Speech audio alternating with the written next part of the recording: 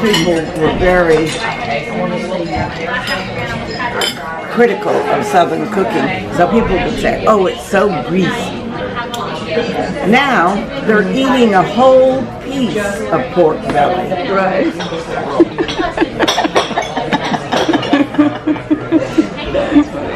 It's like they discovered it, like Southerners were eating pork belly. Right.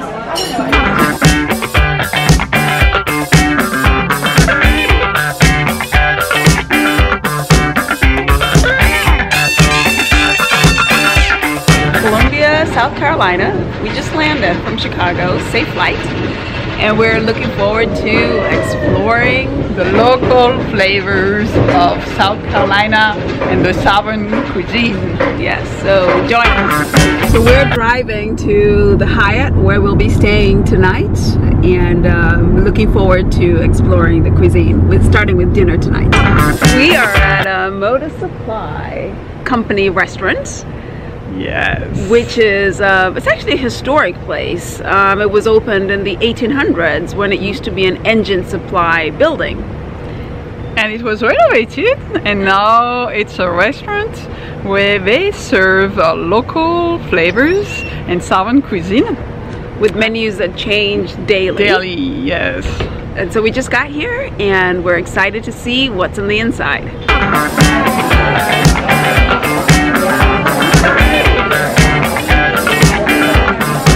The pork chop, which is served with turnip and collard green, which is from South Carolina, just grown near Columbia, and rosemary. I'm having the sea bass with grits, so it's my first time having grits, so really excited. Yes, it is.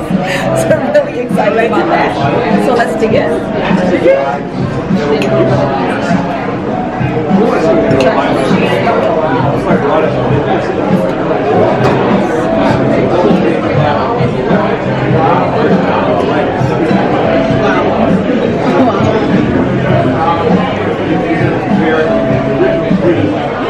It's interesting. The texture of the grits is interesting. And the pork chop is really fair meat. But I really like the crust. It's like seared up in the salt. It's really tasty. And the turning really melt in the mouth. It's perfect. Sea bass, excellent. The grits, I'm still getting used to them. Okay, oh, grits. So you know right, grits? Right.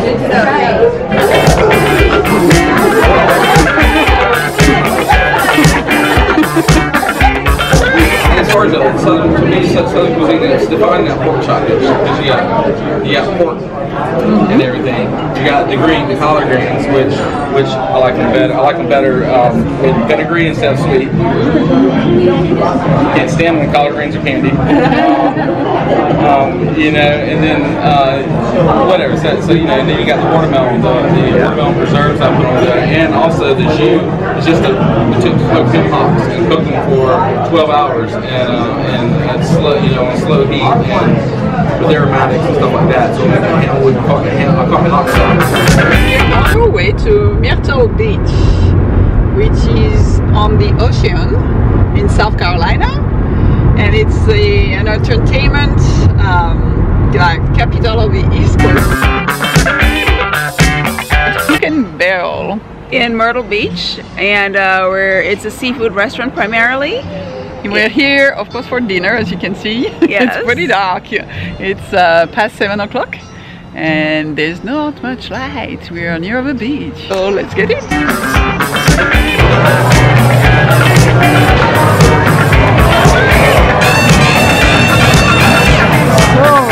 What are we having?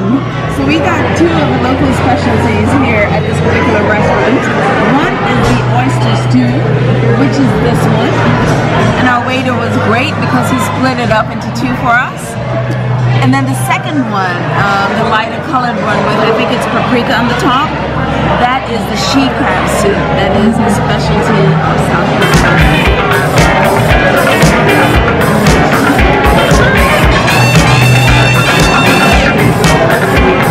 Wow. oysters. Creamy but not too heavy. Paprika gives it a nice bite. The she crab soup is what I'm going into next.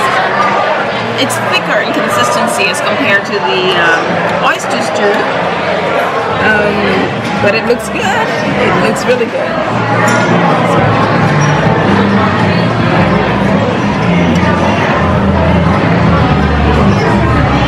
Wow. I mean, the crab is in there. I mean, you taste the pieces of crab. Wow.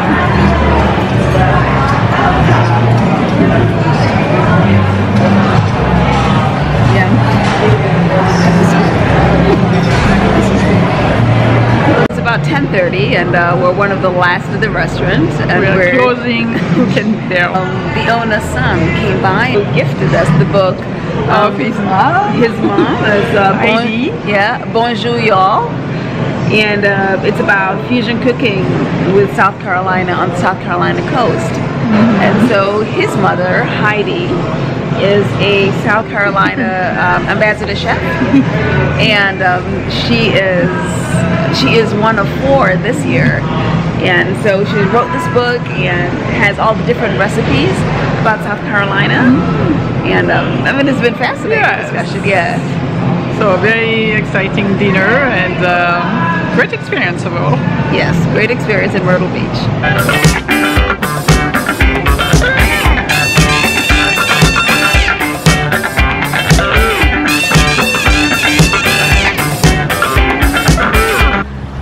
Geographically, where we are right now, about 2 miles behind us is the Atlantic Ocean. About 1.5 miles in front of us is the Waccamaw River.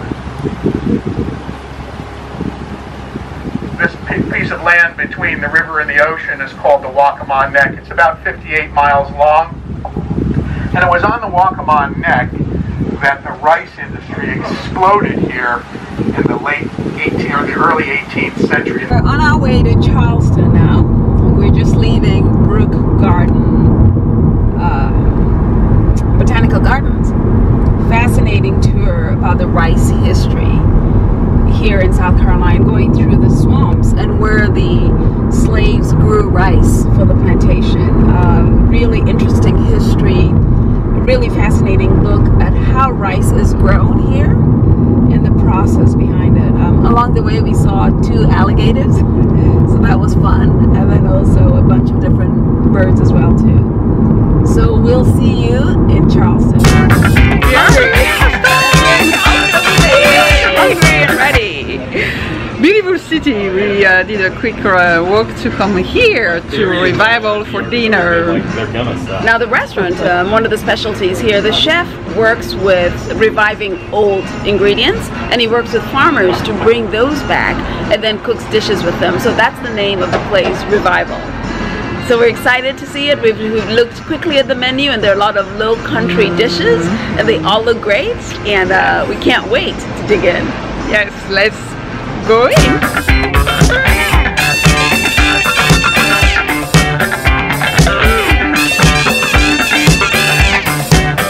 Charleston is one of the most desired travel destinations in the world, depending on what you're eating, I suppose. Right. But I said, if that's the case, then doesn't it follow that people who are coming here to visit would want to taste something that's evocative of place and time? Rene Redzepi always talks about place and time, and to do something that's relative to where we are, what was grown here 100 years, 200 years ago, is the process of coming back. We can agree that we have this epistemological understanding of what Charleston cuisine is. I mean, it's chicken ribs, it's perlo, it's bergamot, so on and so forth. But in 2003, most of the crops that those dishes would have been originally made with were lost, or underrepresented, and so that's kind of what drove the path for this research. And so at that point, Carolina Gold rice had been restored in moderate amounts, but nothing like where we are today. Right. And we've got farm-to-table grassroots distribution networks now, really kind of engender this with the small farmers. So I ordered the Low Country Perlo, or sometimes also called pilau. And it is a beautiful dish with Carolina gold rice, which is the traditional rice from South Carolina. It has lobster, it has shrimp, it has fish, it has good-looking sweet peas, or peas rather, and then a little garnish of corn. Now I'm going to dive right in and taste the Carolina gold rice first.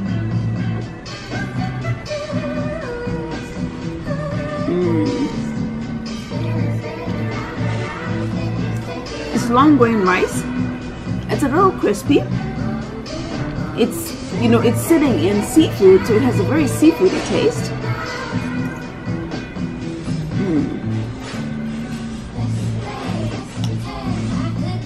It also has some crabs and shrimp in here. Healthy, beautiful pieces of fish and seafood. So fresh.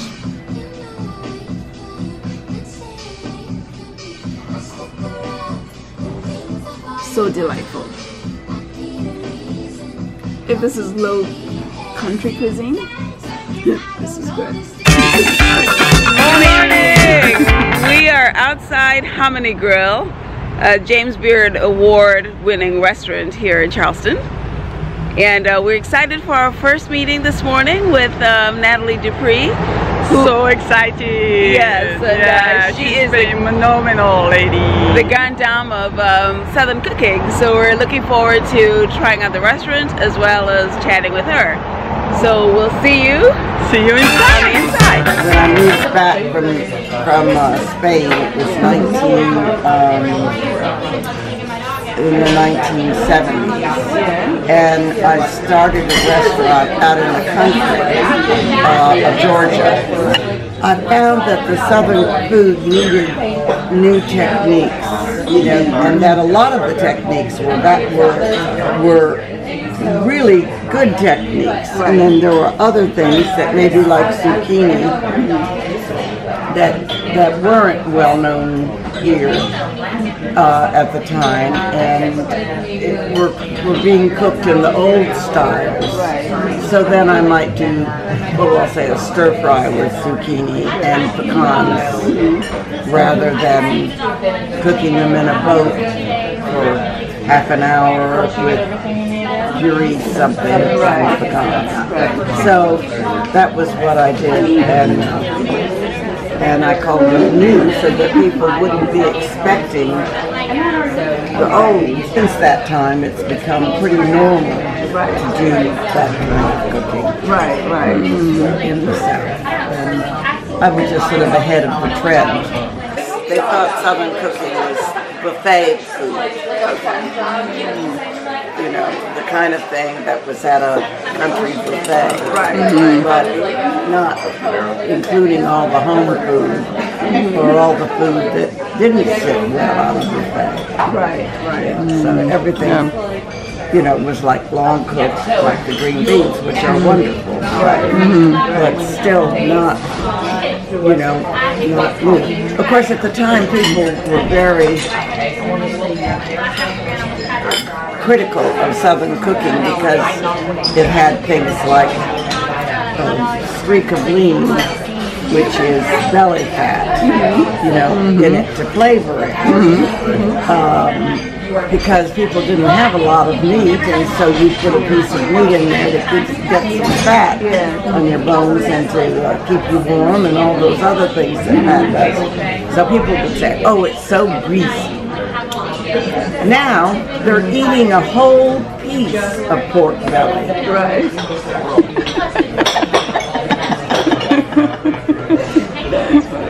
It's like they discovered it. Like Southerners were eating pork belly. I don't think fried chicken is very Charleston.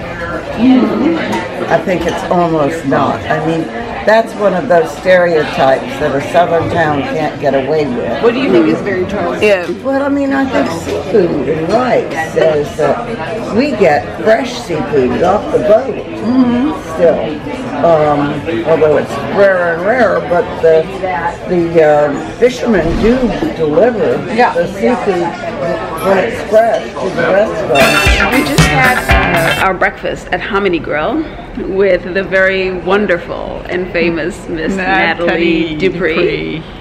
And we had a wonderful time discussing the food history of South Carolina, Southern cuisine, food, Charleston. Yes. And at the same time had some traditional dishes that Hominy Grill is very famous for. I had the shrimps and grits, which were absolutely to die for. The best that I've had since we've been here in South Carolina. And I tried the biscuit here, the Southern biscuit, and I really liked it. That's the way I wanted it, just simple and tasted with a little bit of salted butter. It was doughy, the way I like it. And Robert, the chef and owner, stopped by. It's his day off today on Monday, and he stopped by to say hello. And so it was really nice to also have the unexpected opportunity of meeting him as well. So we are leaving Charleston. This is our last day in South Carolina, and we loved it, and disappointed to leave. Yes. Such was not enough time to discover what Charleston has to offer, but there's much more we haven't seen, so we'll be back.